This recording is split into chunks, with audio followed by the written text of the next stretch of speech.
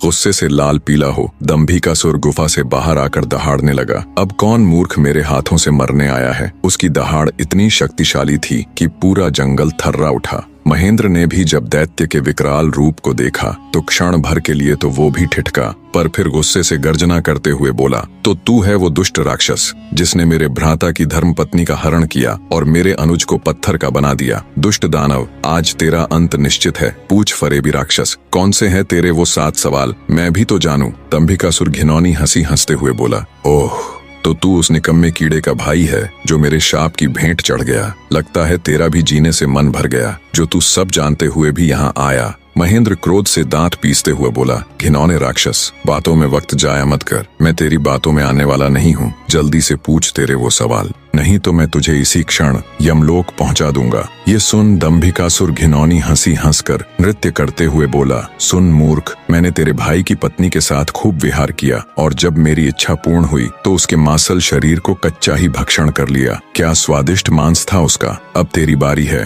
पर तुझे तो मैं पत्थर भी नहीं बनाऊंगा, सीधे तेरे टुकड़े टुकड़े कर डालूंगा। दैत्य दंभिकासुर के बोले गए ये बोल महेंद्र की छाती में किसी भाले की तरह लगे। अपने भ्राता की पत्नी के बारे में कहे गए शब्दों से उसके तन बदन में आग लग गई। सब कुछ अच्छे से जानते हुए भी महेंद्र अपने ऊपर काबू नहीं रख सका और दैत्य दंभिकासुर को मारने के लिए तेजी से उसकी तरफ लपका। जैसे ही उसने दैत्य के ऊपर अपनी पूरी ताकत लगा तलवार से वार किया, वैसे ही अपने भाई की तरह पल भर में वो भी पत्थर का बन गया। उसके पत्थर का बनते ही दंभिकासुर हंसते हुए बोला, तुम दोनों भाइयों की किस्मत में यही था कि तुम दोनों युगों युगों तक मेरी गुफा के प्रहरी बनकर रह जाओगे। इतना बुदबुदाकर दंभिकासुर अपनी गुफा में जाता है और राजकुमारी चंद्रकला को भी ये सब बता देता है और कहता है, तेरे दोनों रक्षक तो मेरे सामने ढेर हो गए, अब तू किसकी आस लगाए बैठी है। मूर्ख स्त्री। राजकुमारी चंद्रकला के रो रोकर आंसू सूख चुके थे। अब बचा था तो केवल क्रोध और ज्वाला। जलती हुई आंखों के साथ गुस्से में दहाड़ती हुई राजकुमारी बोली,